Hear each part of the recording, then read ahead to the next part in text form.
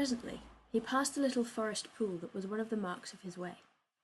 Upon the further bank he was surprised to see a man sitting, with a rod or spear in his hand, looking upon the water. He was glad to see another man in this solitude, and hailed him cheerfully, asking if he was in the right way. The man looked up at the sound. Paulinus saw that he was of middle age, very strong and muscular, but undoubtedly he had an evil face. He scowled, as though he were vexed to be interrupted, and with an odd and angry gesture of the hand he stepped quickly within the wood and disappeared. Paulinus felt in his mind that the man wished him evil, and went on his way somewhat heavily. And now the sun began to go down, and it was darker than ever in the forest. Paulinus came to a place where the road forked, and thinking over his note of the way, struck off to the left. But as he did so, he felt a certain misgiving, which he could not explain. He now began to hurry, for the light failed every moment, and the colour was soon gone out of the grass beneath his feet, leaving all a dark and indistinguishable brown. Soon the path forked again, and then came a road striking across the one that he had pursued, of which he did not think he had been told. He went straight forward, but it was now grown so dark that he could no longer see his way, and stumbled very sadly along the wet path, feeling with his hand for the trees. He thought that he must by this time have gone much farther than the distance between the villages, and it was clear to him that he had somehow missed the road. He at last determined that he would try to return, and went slowly back the way he had come, till at last the night came down upon him. Then Paulinus was struck with a great fear. There were wolves in those forests, he knew, though they lived in the unvisited depths of the wood, and came not near the habitations of men unless they were fierce with famine. But he had heard several times a strange snarling cry some way off in the wood, and once or twice he had thought he was being softly followed. So he determined to go no further, but to climb up into a tree, if he could find one, and there to spend an uneasy night. He felt about for some time, but could discover nothing but small saplings, when he suddenly saw through the trees a light shine, and it came across him that he had stumbled, as it were by accident, upon the village. So he went forward slowly towards the light. There was no track here, often catching his feet among the brambles and low plants, till the gloom lifted somewhat, and he felt a freer air, and saw that he was in a clearing in the wood. Then he discerned in front of him a space of deeper darkness against the sky, what he thought to be the outline of the roofs of buildings. Then the light shone out of a window near the ground, but presently he came to a stop, for he saw the light flash and gleam in the ripples of a water that lay in his path and blocked his way. Then he called aloud once or twice. Something seemed to stir in the house, and presently the light in the window was obscured by the head and shoulders of a man, who pressed to the opening, but there was no answer. Then Paulinus spoke very clearly, and said that he was a Roman, a traveller who had lost his way. Then a harsh voice told him to walk around the water to the left, and wait a while, which Paulinus did. Soon he heard steps coming out of the house, and come to the water's edge. Then he heard sounds as though someone were walking on a hollow board. Then, with a word of warning, there fell the end of a plank near him on the bank, and he was bidden to come across. He did so, though the bridge was narrow, and he was half afraid of falling. But in a moment he was at the other side, a dark figure beside him. He was bidden to wait again, and the figure went out over the water, and seemed to pull in the plank that had served as a bridge, and then the man returned, and bade him to come forward.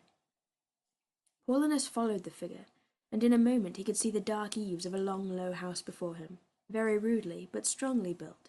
Then a door was opened, showing a lighted room within, and he was bidden to step forward and enter. He found himself in a large bare chamber, the walls and ceiling of a dark wood. A pine torch flared and dripped in a socket. There were one or two rough seats and a table spread with a meal. At the end of the room there were some bricks piled for a fireplace, with charred ashes and a smouldering log among them, for though it was still summer, the nights began to be brisk. On the walls hung some implements, a spade and a hoe, a spear, a sword, some knives and javelins. He that inhabited it seemed to be part a tiller of the soil and part a huntsman, but there were other things of which Paulinus could not guess the use, hooks and pronged forks. There were skins of beasts on the floor, and on the ceiling hung bundles of herbs and dried meats. The air was pungent with pine smoke. He recognized the man at once as the same that he had seen beside the pool, and he looked at Paulinus even stranger and more dangerous than he had seen before. He seemed, too, to be on his guard against some terror, and held in his hand a club, as though he were ready to use it. Presently he said a few words in a harsh voice. "You are a Roman?" he asked. "How may I know it?" "I do not know," said Paulinus, trying to smile, "unless you will believe my word." "What is your business here?" said the man. "Are you a merchant?" "No," said Paulinus. "I have no business. I travel, and I talk with those I meet. Perhaps I am a teacher, a Christian teacher." At this, the man's sternness seemed a little to relax. "Oh, the new faith," he said rather contemptuously. "Well, I have heard of it, and it will never spread, but I am curious to know what it really is, and you shall tell me of it." But suddenly his angry terrors came upon him again, and he said with a frown, "But where were you bound, and whence come you?"